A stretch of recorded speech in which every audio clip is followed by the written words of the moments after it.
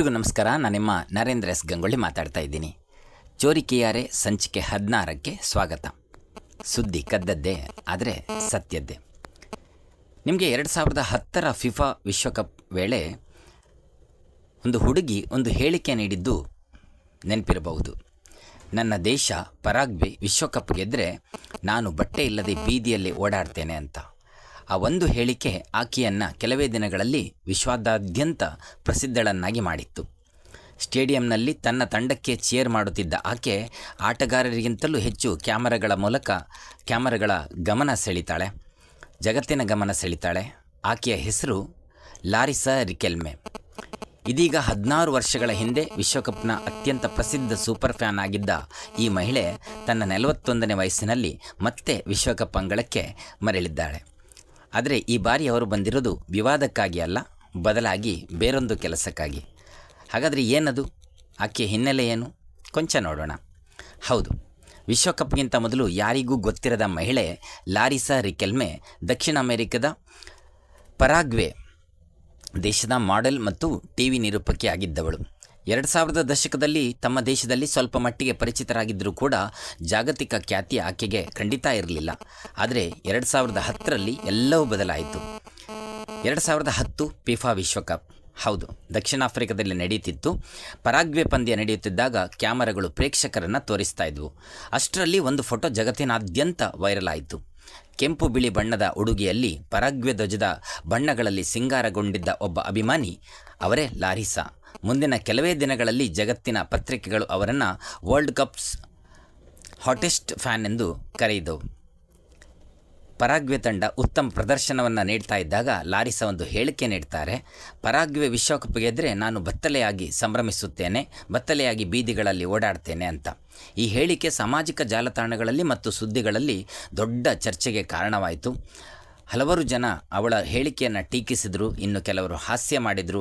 ಆದರೆ ಜಗತ್ತಿನ ಮಾಧ್ಯಮಗಳು ಲಾರಿಸಾ ಬಗ್ಗೆ ನಿರಂತರವಾಗಿ ಮಾತನಾಡಲು ಆರಂಭಿಸಿದವು.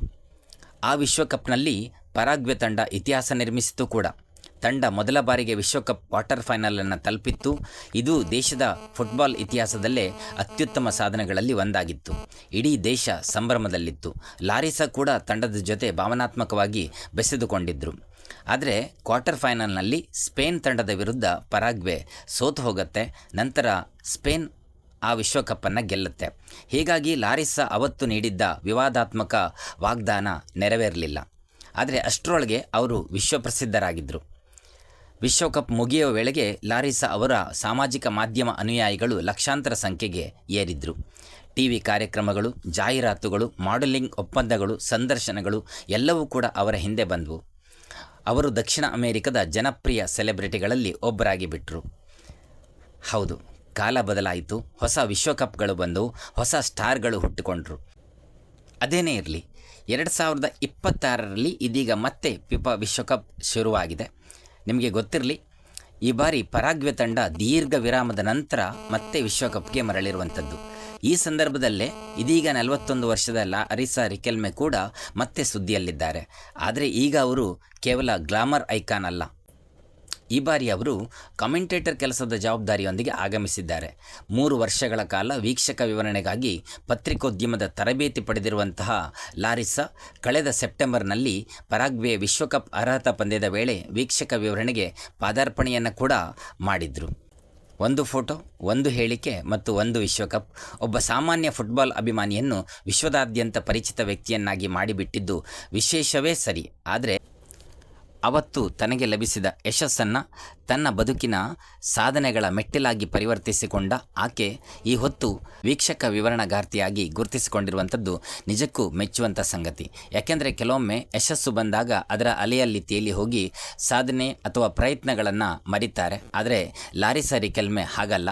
ತನ್ನ ವೃತ್ತಿ ಜೀವನವನ್ನು ಹೇಗೆ ಕಟ್ಟಿಕೊಳ್ಳಬೇಕು ಎನ್ನುವುದರಲ್ಲಿ ದೃಢವಾದ ಹೆಜ್ಜೆಗಳನ್ನು ಊರಿಕೊಂಡು ಅದನ್ನು ಮತ್ತಷ್ಟು ಮಗದಷ್ಟು ಯಶಸ್ಸಿನ ದಾರಿಯಲ್ಲಿ ಮುನ್ನಡೆಸ್ತಾ ಇದ್ದಾಳೆ.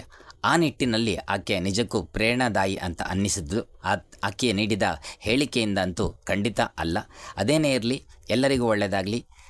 ನಾಳೆ ಮತ್ತೊಂದು ಸಂಚಿಕೆಯೊಂದಿಗೆ ಸಿಗ್ತೀನಿ. ಧನ್ಯವಾದಗಳು. Thank you.